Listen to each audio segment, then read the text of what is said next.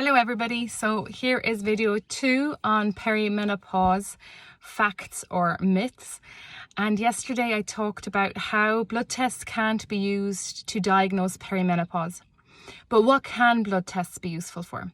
So blood tests, if you're, let's say, 42 like me, and you're experiencing symptoms of low mood, of brain fog, irregular periods, maybe you have some digestive discomfort and you're very, very tired, so you would even call it fatigue, then your GP might do blood tests to rule out certain things. So that's where blood tests are useful.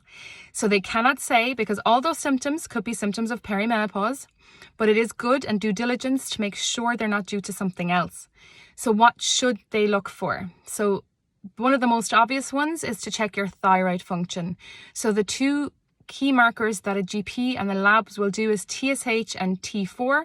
However, it's really important to note that the range for those, what's considered normal, is very vast. So it might be from 0.2 to 4. But the optimum, where you're feeling your best, might be around the 2 mark. So it's very important to look at these not just on their own and say, oh, your thyroid is fine, but to consider, well, are they both going up? Is one going down? Is one going up? Ideally, you would also look for T3, which is the active hormone, and the thyroid antibodies to assess for autoimmune status.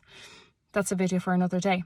But anyway, you check thyroid function, because thyroid function can contribute, if it's low, it can contribute to low mood, contribute to digestive dysfunction like constipation, as well as lack of energy and things like cold extremities, thin eyebrows, loss of hair.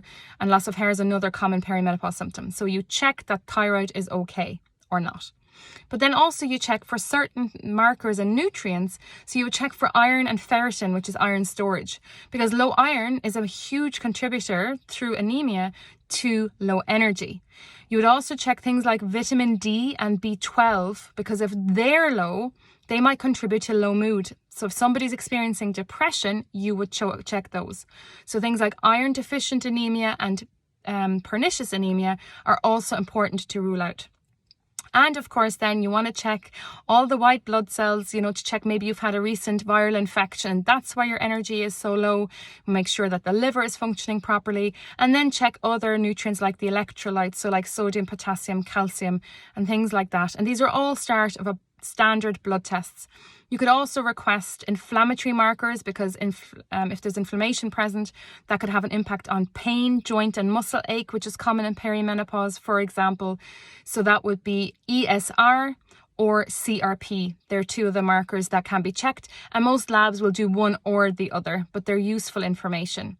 And the final things to maybe check would be your insulin and your blood glucose levels, that maybe it's actually you're getting episodes of low blood sugar, and that's what's contributing to some of your symptoms like fatigue or dizziness and brain fog, which again can be symptoms of perimenopause. So you can see there that it is a myth that we can diagnose perimenopause based on blood tests, but it is a fact that we can use it to have a differential diagnosis. So you can rule out anemia, low thyroid function, issues with blood sugar. And then based on symptoms, the GP can come up with the diagnosis of perimenopause. And then in the next video, I'm going to talk about some of the other symptoms of perimenopause. Please let me know if you found this helpful. Put a comment below or send me a DM like so many of you already have based on my first video. Have a great day.